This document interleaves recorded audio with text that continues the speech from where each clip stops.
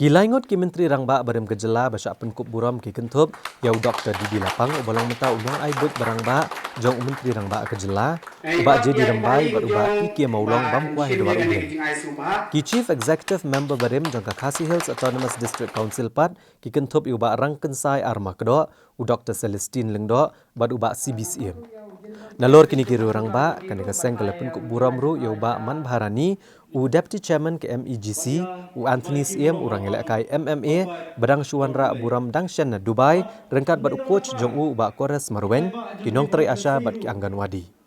Ya kini kejingelang penkup buram lapan cengan da kejingedan lang ba Lambor Malngiang u Chairman ke Meghalaya State Planning Board u badiru MLA ka Nongkrem Constituency ke Mukongsan u MDC ke Mauhati u ba Charles Marngar bat kiro Pau Kmat jong ka Than Riboy.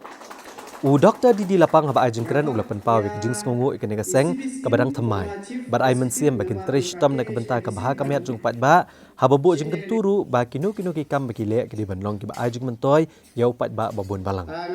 Nagaliang jung ba Lambor Malngiang ulai kublai kerpang ya kan negaseng haba i ka jing sim kia jong ka bane kun ya jing tenbet yau put usam ban pentrai kamno eka land bill jong ka Khasi Hills Autonomous District Council pat kiwe. Ya kini kejingelang lapan ipu yang da kejing syat bat jingrawai tenrai bat lapan kuat pat da kejingrawai ya ka riboy anthem. Ngaso ban pedang so walam ya pi barok kum kikun samla bagi long kemi jongi inmen jongi ikun sama jongi berawai so tenang guna ban ba so kmene ba kane kejing lom ya ki masih belalur ya kene gedong riboy.